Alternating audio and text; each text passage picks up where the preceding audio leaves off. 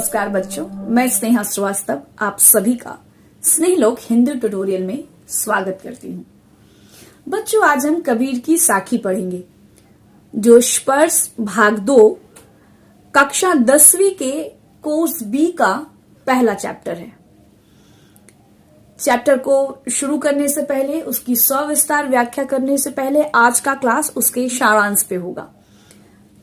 सारांश के बाद हम उनके समस्त दोहों की सविस्तार व्याख्या पढ़ेंगे और उसके बाद प्रश्नोत्तरी। बच्चों, सारांश पढ़ने से पहले कबीर के बारे में थोड़ा जान लेना अत्यंत आवश्यक हो जाता है ना। तो कबीर भक्ति काल के प्रमुख कवियों में से एक हैं। उनका जब जन्म हो रहा है कबीर का, और जब वो रचनाएं कर रहे हैं, उस समय का जो वातावरण है ना, चाहे वो सामाजिक हो, धार्मिक हो या राजनीतिक हो, ये जो क्रांतियां चल रही थी सामाजिक तौर पे, राजनीतिक तौर पे या धार्मिक तौर पे भी हम कह ले, वो बिल्कुल चरम पर थी, अर्थात पीक पर थी, है ना। और कबीर जो है, उन्होंने अपनी कविताओं में क्रांति की बात करी है ना, जो कि समाज को एक नया रूप प्रदान करता है। कबीर की जो प्रासंगिकता है उनकी दोहों की, वह आज के समय में भी उतनी ही प्रासंगिक है। बच्चों, कबीरदास जी के बारे में एक और बात जान लेना बहुत जरूरी है कि वह किसी ईश्वर के साकार रूप पर, है ना।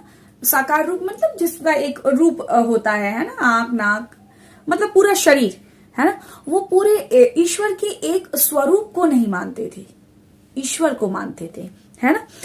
वो कहते थे कि ईश्वर निर्विकार है ना, अर्थात ईश्वर का कोई आकार नहीं है। ईश्वर तो है लेकिन उनका कोई आकार नहीं है। ठीक है, अब बात कर ले हम लोग हमारे पाठ साखी की। तो बच्चों, साखी जो शब्द है वह साखी के तत्सम स्वरूप से लिया गया है, जिसका अर्थ होता है प्रत्यक्ष ज्ञान, है ना। जिस प्रत्यक्ष ज्ञान की बात कबीरदास जी अपने दोहों में करते हैं, है ना, वो प्रत्यक्ष अनुभव को ही श्रेष्ठ मानते हैं। अगर कबीरदास जी की भाषा के बारे में कहा जाए तो इनकी जो भाषा थी वो सधुक्कड़ी भाषा थी, या इसको हम पंचमेल की खिचड़ी भी कहते हैं, है ना, कि बहुत सारी भाषाओं के जो शब्द हैं उनकी दोहों में मिलते हैं, इसलिए उनको उनकी भाषा को या उनकी लेखनी को पंचमेल की खिचड़ी कहा जाता है। अब बच्चों, हम व्याख्या पर आते हैं, है ना।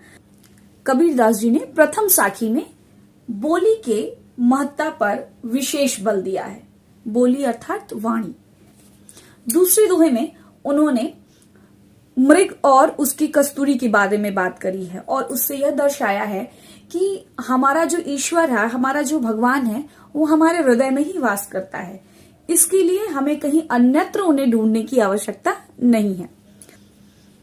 तीसरे दोहे में वह अहंकार और ईश्वर की बात करते हैं। वह कहते हैं कि हमारे हृदय में या तो ईश्वर रह सकते हैं या तो हमारा अहंकार रह सकता है। ये प्रेम की गली है, ये भक्ति की गली है, बहुत सांकरी है, अर्थात बहुत छोटी है। इसमें एक बार में दो लोग एक साथ नहीं समा सकते। चतुर्थ दोहे में उन्होंने भक्ति और अज्ञानता की बात करी है कि किस तरह जो अज्ञानी व्यक्ति है वह अपना संपूर्ण जीवन केवल खाने और सोने में ही व्यतीत कर देता है, और दूसरी ओर एक ज्ञानी व्यक्ति जो अपना पूरा जीवन, समस्त जीवन ईश्वर की तलाश में या ईश्वर को प्राप्त करने में लगाता है। पांचवें दोहे में ईश्वर से विरह की बात की गई है कि किस तरह से एक विरही व्यक्ति अपने भगवान से दूर रहने की कल्पना नहीं कर सकता, वो जीवित भी नहीं रह सकता, है ना। और अगर वह जीवित भी हो जाता है, जीवित भी बच जाता है ना, तो वह बिल्कुल पागल हो जाता है ईश्वर के वियोग में। छठे दोहे में उन्होंने अपने आलोचकों को, अर्थात अपने निंदकों को अपने समकक्ष रखने की बात करी है कि किस तरह से हम उसको, अपने आलोचकों को अपने पास रखें, ताकि हमारे अंदर जितनी बुराइयां हैं, जितनी खराबियां हैं या विकार हैं, है ना, वो ठीक होती जाएं, है ना। हमारे अपग्रेडेशन की बात करी है कि हम, अगर हमारे जो निंदक है हमारे पास रहते हैं तो निसंदेह उससे हमारा फायदा ही होगा। सातवां दोहा हमें यह बताता है कि केवल पुस्तक के ज्ञान से ही व्यक्ति ज्ञानी नहीं होता, ईश्वर भक्ति का एक अक्षर ही ज्ञानी बनाने में सक्षम होता है।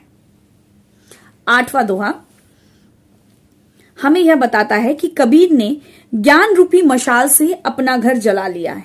अब उनके समक्ष जो भी आएगा वह उनका भी घर जला देंगे, अर्थात उसके हृदय से, उसके मन से अज्ञानता, अहंकार, द्वेष, राग, इन सब को वो जलाकर समाप्त कर देंगे। बच्चों, ये रहा कबीर की साखियों का सारांश। अगले वीडियो में हम जल्द ही आपसे मिलेंगे, जिसमें हम कबीर के दोहे की सविस्तार व्याख्या पढ़ेंगे। तब तक के लिए स्वस्थ रहें, खुश रहें।